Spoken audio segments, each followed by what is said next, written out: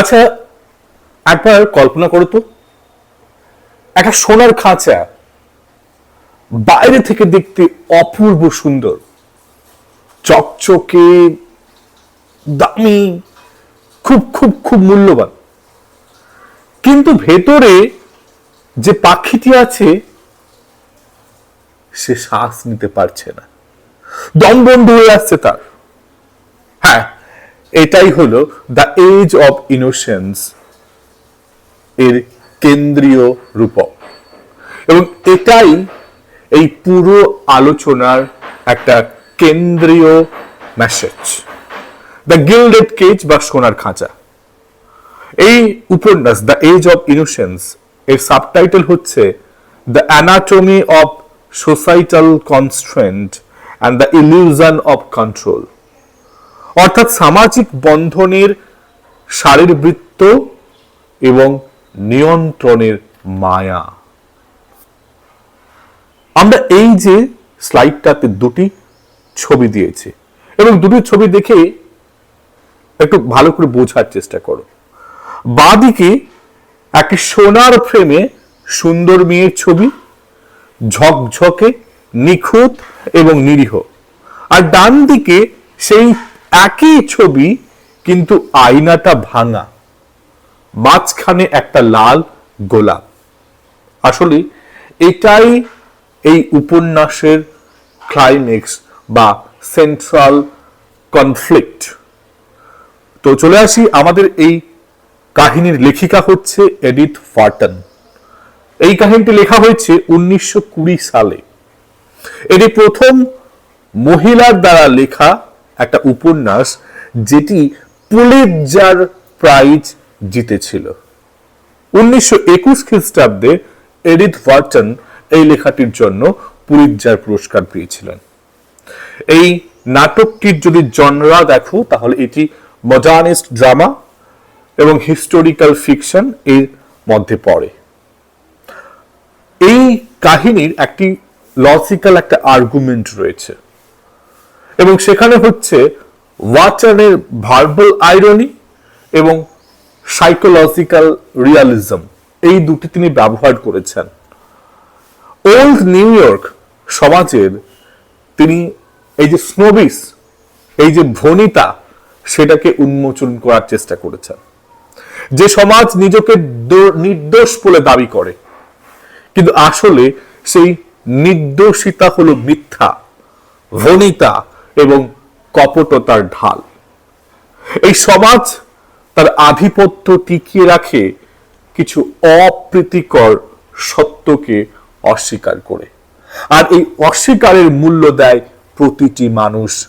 সমাজের নিয়ম মেনে চললেও, এবং অনেক সময় যদি কেউ নিয়ম না মানতে পারে, তাদের উপর নেমে আসে কষাঘাত।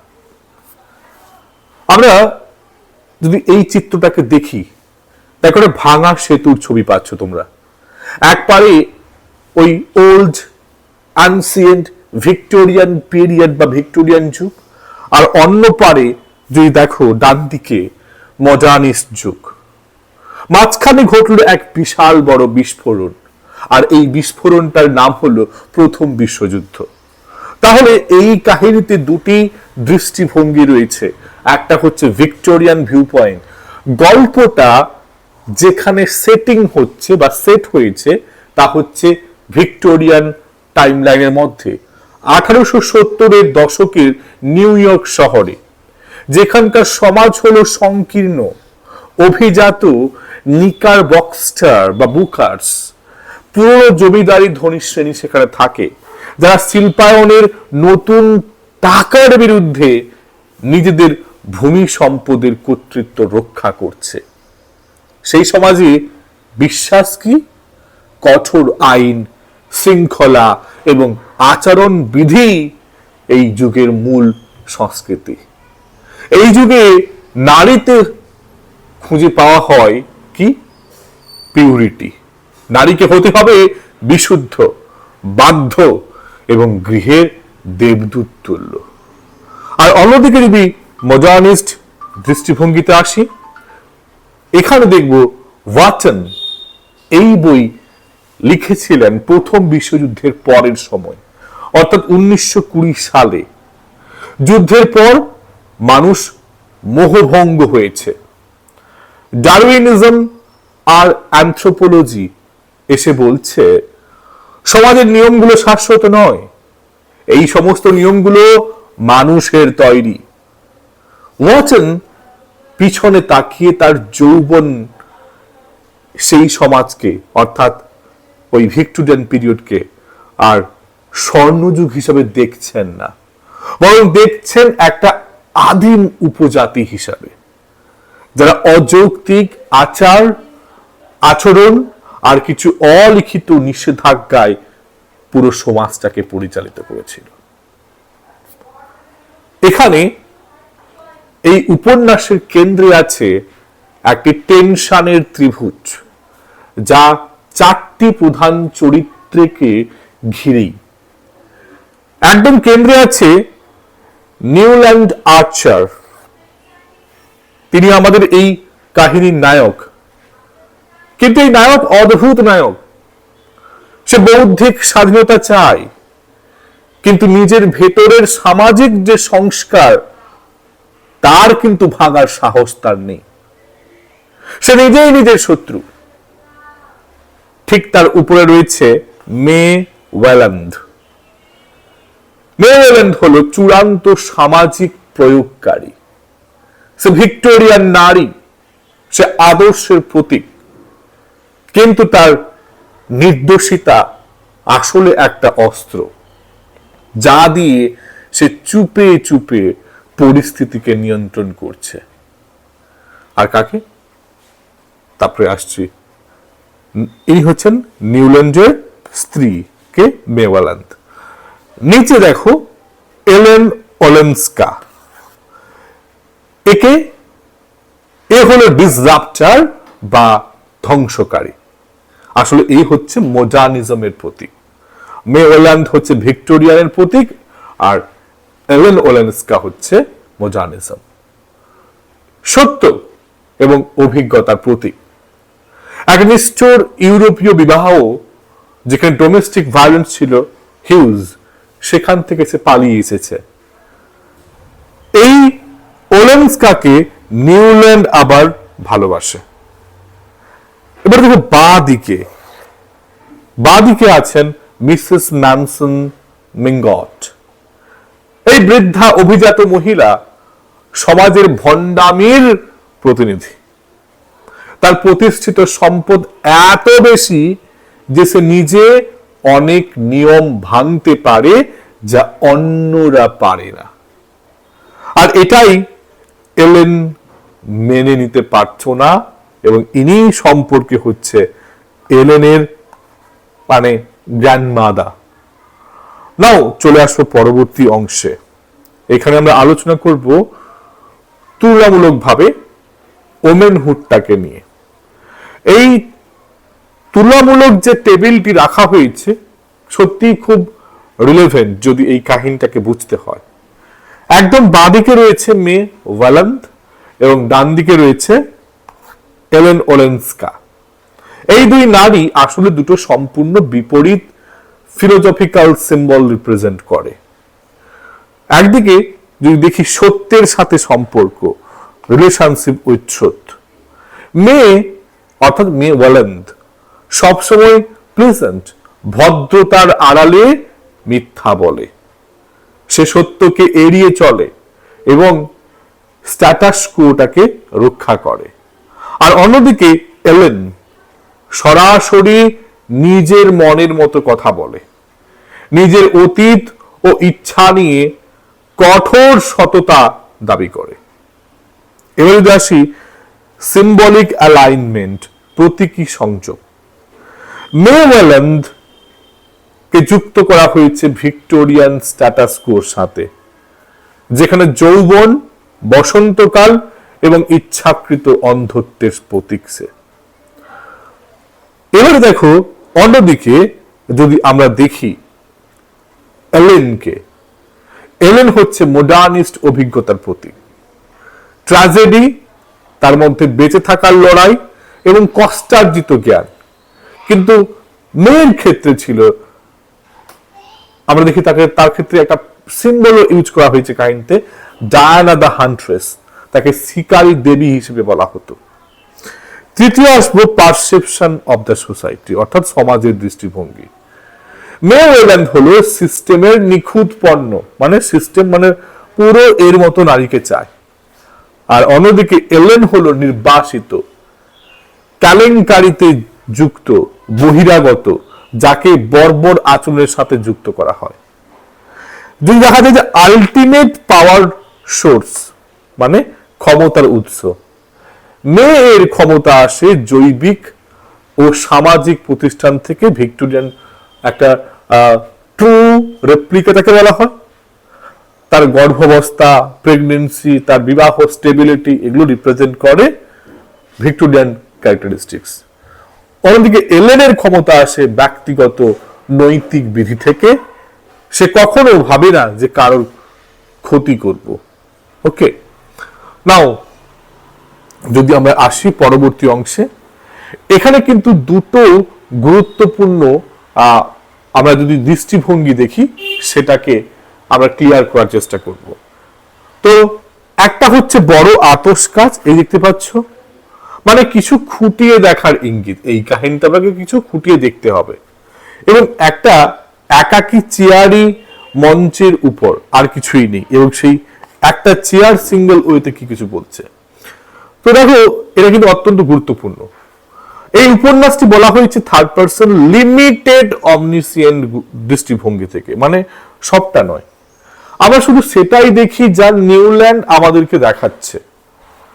তো ওয়াটসন এই কৌশলটা ইচ্ছাকৃতভাবে বেছে নিয়েছিল।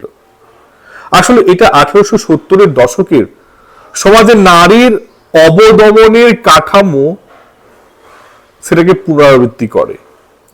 মে এবং এলেন শুধুমাত্র নিউল্যান্ডের দৃষ্টিভঙ্গিরই একটা বলা যেতে পারে রেজাল্ট, কিন্তু এর মাধ্যমে ওয়াটসন চুপিসারে নিউল্যান্ডের আত্মপ্রতারণাকেও দেখিয়েছেন এবং সেটাকে উপহাস করেছেন।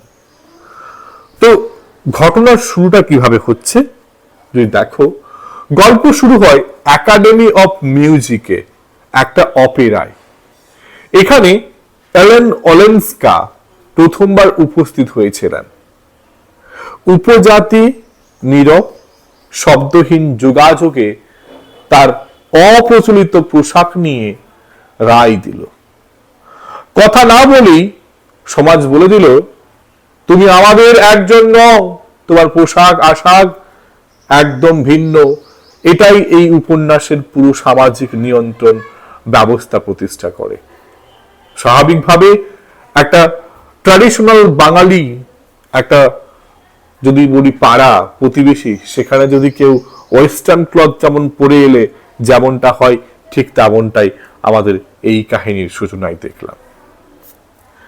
আমরা এই কাহিনীতে দেখতে পাচ্ছ একটা সোনার শিকল, আর তার মাঝখানে একটা হলুদ গোলাপ, দেখতে পাচ্ছ তো?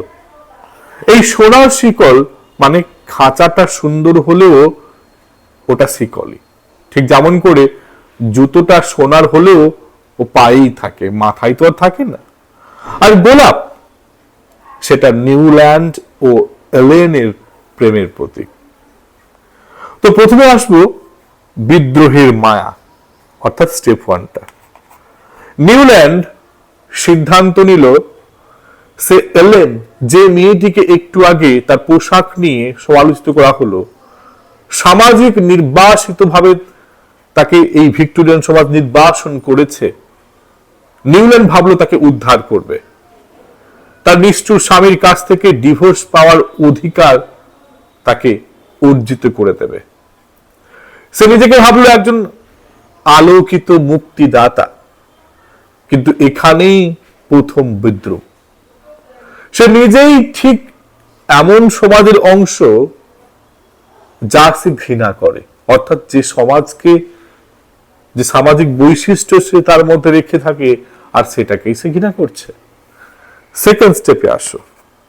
সেকেন্ড যেটা আইরনি রয়েছে, পারিবারিক চাপে নতি স্বীকার করে নিউল্যান্ড এবং এরপর এলেনকে ডিভোর্স না নিতে বোঝায় থাকে। পরিবারকে কেলেঙ্কারি থেকে রক্ষা করার জন্যই এই পদক্ষেপ।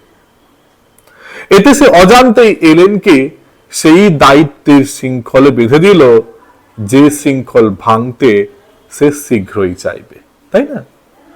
একটু আগে বললো তুমি বেরিয়ে এসো, কিন্তু আবার একটু পরে বলছে না না, তোমার সংসারের একটা কালিমা লিখবে। তো এই যেন একটা দ্বন্দ্ব না। এরপরে এই দ্বন্দ্ব থেকে আসে রেজলিউশন। কি রেজলিউশন? অর্থাৎ আত্মসমর্পণ। এখানে নিউল্যান্ড এবং ওলেন্সকি বা এলেন ওলেন্সকি তারা একে অপরকে ভালোবাসে, তাদের প্রেম স্বীকার করলো। কিন্তু নিউল্যান্ড তার অপ্রচলিত ইচ্ছা থেকে পালাতে মেয়ের সাথে বিয়ে ডিলে করলো এবং এলেন ঠিক সেই আত্মত্যাগের নৈতিক বিধি অনুসরণ করা শুরু করলো যা নিউল্যান্ড প্রচার করেছিল। কিন্তু এখন নিজে ত্যাগ করতে চাইছে। তো একটা কোন্দল শুরু হয়েছে। একদিকে মেয়ের সাথে কথা হয়ে রয়েছে, মেয়ের সাথে তার বিবাহ হচ্ছে, আর আরেকদিকে তার এলেনের প্রতি মন রয়েছে। তো এক বিশাল একটা ঝড়। তো এই উপন্যাসের ক্লাইম্যাক্স বা চূড়ান্ত পর্যায় সম্পর্কে বলতে একটা যেন যুদ্ধের একটা পরিস্থিতি রয়েছে। সত্যি এটা কোনো যুদ্ধ নয়, কোনো চিৎকার নয়, কিন্তু একদম সাইলেন্টলি ঘটছে এই জিনিসগুলো। প্রথম দেখো, অপরাধে ঘটেছিল সেই নীরব বিচার, অর্থাৎ যেখানে সেই প্রথম রাইজিং অ্যাকশনটা হলো। এলেন অপরায় এসেছিলেন, আর নীরব সামাজিক চাহনি তার বিচার করে দিয়েছিল যে সে তাদের মতো নয়। তারপর দ্বিতীয় ঘটনা হলো হলুদ গোলাপ, আরেকটি রাইজিং অ্যাকশন। কেউ একজন হেলেনকে হলুদ গোলাপ পাঠালো, যে পাঠিয়েছে পাঠকের কোনো নাম নেই। এই হলুদ গোলাপ অ্যাকচুয়ালি ছিল নিউল্যান্ডের নিষিদ্ধ প্রেমের প্রতীক। আর তৃতীয় ক্লাইম্যাক্স পর্যায়ে মেয়ে এর ভদ্র পূর্ব ঘোষণামূলক মিথ্যা। এটাই পুরো উপন্যাসের সবচেয়ে শক্তিশালী মুহূর্ত। মেয়ে নিশ্চিত হওয়ায় এলেনকে সে বলে দিল যে দেখো, আমাদের তুমি যাকে ভালোবাসো নিউল্যান্ডকে, আমি জানি তোমার ভালোবাসার খাদ নেই, কিন্তু কি করে বলো, আমি তো নিউল্যান্ডের সন্তানের মা। অর্থাৎ মিথ্যা একটা প্রেগনেন্সির কথা বলে দিল। এবং এই মিথ্যাটাই এলেনকে চলে যেতে বাধ্য করলো। আসলে এটাই ছিল ট্রিক মেয়ের, এবং পুরোপুরি হতাশ করে দেওয়ার। যাই হোক, ফলিং অ্যাকশন কি করছে, পুরো একটা ক্লাস নীরবে জেনে নিল যে নিউল্যান্ড ও এলেনের মধ্যে কিছু ছিল, এবং নীরবে সিদ্ধান্ত নিল এলেনকে সমাজ থেকে বিদায় দিতে হবে। এই মা মেয়ে এর সাথে সম্পর্কে থাকা সত্ত্বেও, বিবাহিত হওয়া সত্ত্বেও, এবং তাদের সন্তান অলরেডি তার গর্ভে থাকা সত্ত্বেও এলেন এই মেয়েটি তার হাজবেন্ডকে ছেড়ে নিউল্যান্ডকে ভালোবাসছিল। ইস, কতটা স্বার্থপর। তো দেখো, ক্লাইম্যাক্স ছিল সব। এই বিষয়টা যদি ভালো করে বোঝার চেষ্টা করি, এই ক্লাইম্যাক্স পার্ট কিন্তু একেবারে ভেতরে ঘটছে। মেয়ে প্রমাণ করলো সে কাগজের পুতুল নয়, সে একজন চতুর কৌশলবিদ, যে বাদ দেওয়া ও ভদ্র মিথ্যার মাধ্যমে তার স্বামীকে কৌশলে হারিয়ে দিল। এবার আসছে উপন্যাসের সবচেয়ে হৃদয় বিদারক অধ্যায়।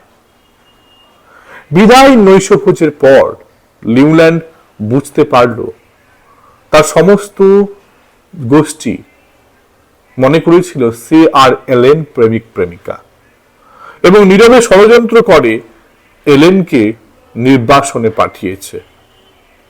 সে ডিউটির কাছে আত্মসমর্পণ করল এবং মেয়ের মৃত্যু পর্যন্ত নিজের সোনার খাঁচায় বন্দি রইল। এবং তারপর ভালো করে দেখো, 26টা বছর কেটে গেছে। একজন মানুষ জানলার কাছে চেয়ারে বসে প্যারিসের রাস্তা দেখছে, কিন্তু পিছন ফিরে আছে। আসলে এটাই হচ্ছে উপন্যাসের শেষ দৃশ্য। এখন দেখছি মেয়ে মারা গেছে, ছেলে নিউল্যান্ডকে প্যারিসে নিয়ে গেছে। এলেন ওলেন্সকা সেখানে থাকে।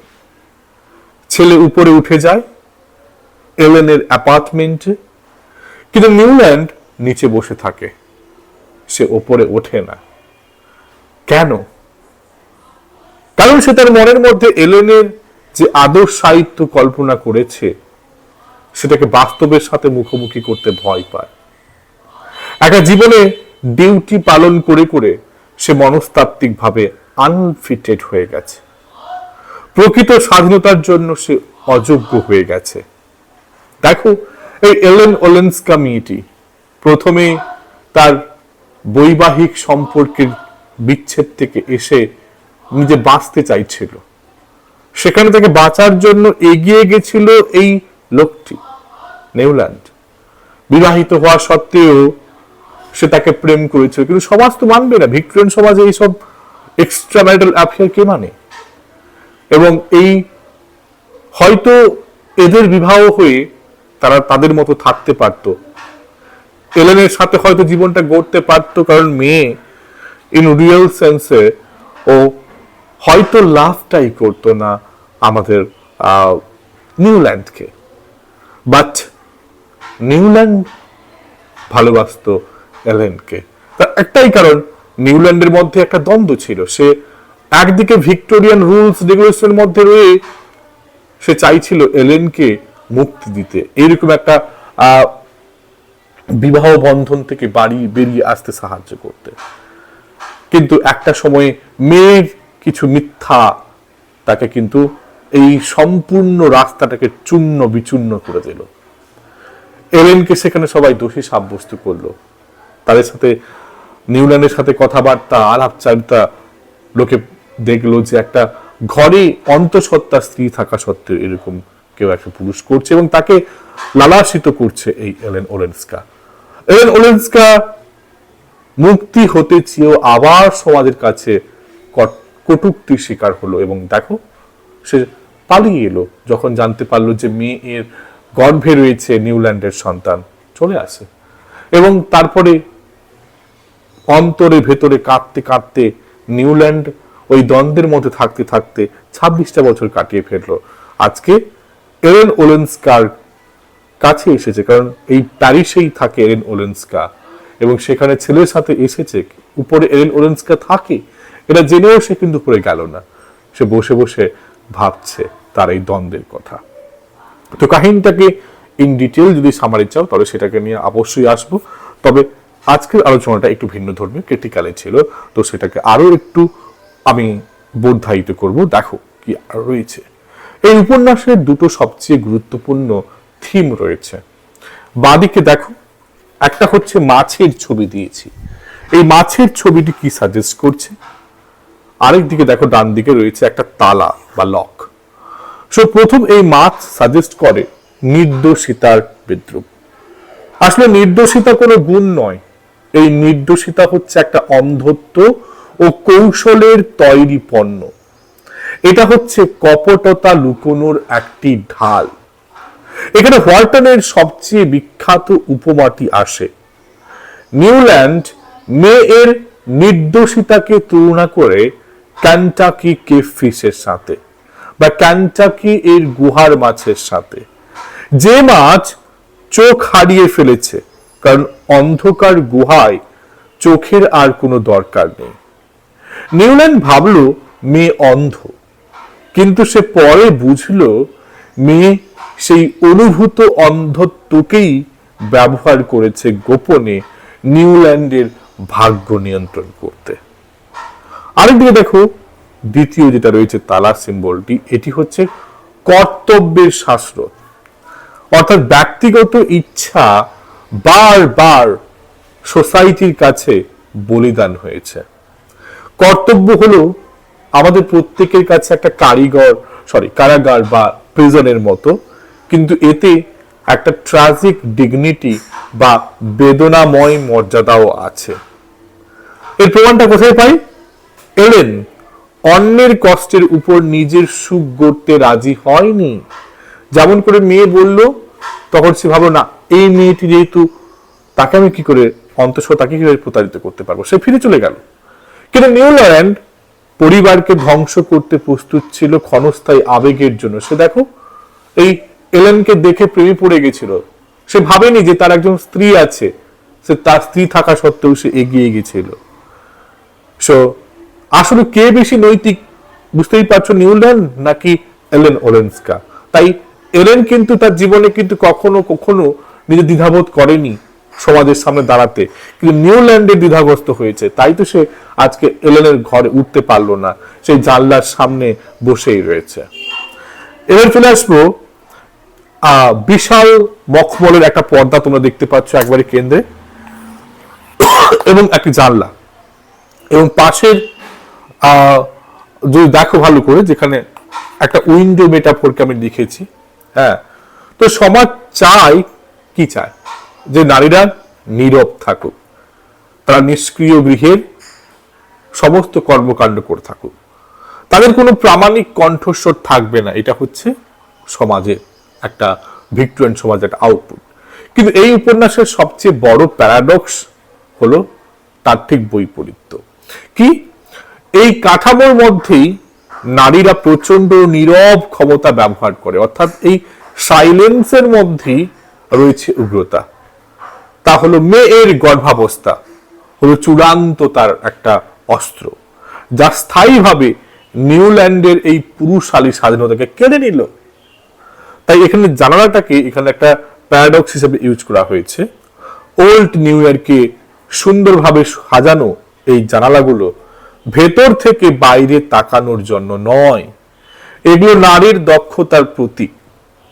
এই প্রতীকগুলো বাইরে থেকে দেখার জন্য ডিজাইন করা, মানে নারীকে সমাজ যেমনটা দেখতে চায়, কিন্তু নারী যাতে বাইরের পৃথিবী না দেখতে পায় তারই একটা চেষ্টা।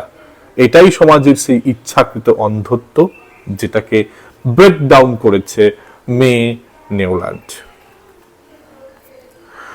এবার আসবো একটা গুরুত্বপূর্ণ একটা বিশ্লেষণিক আলোচনা। তো এখানে বাঁদিকে একটা রক্ত মাখা তলোয়ার দেখতে পাচ্ছ তোমরা। জন ফোর্ডের একটা লেখা আছে, it is pity she is a sore. আর ডান দিকে একটা সুসজ্জিত ডিনার টেবিল দেখতে পাচ্ছ, আর এটাই হচ্ছে ওয়াটসনের দ্য এজ অফ ইনোসেন্স।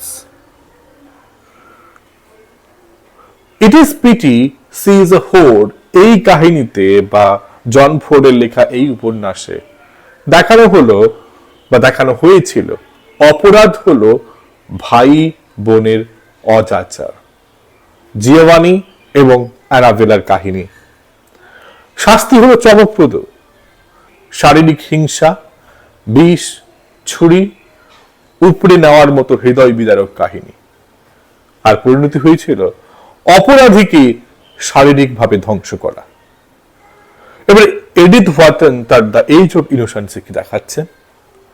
তিনি বলছেন অপরাধ হলো সামাজিক বিধির বিরুদ্ধে বিদ্রোহ।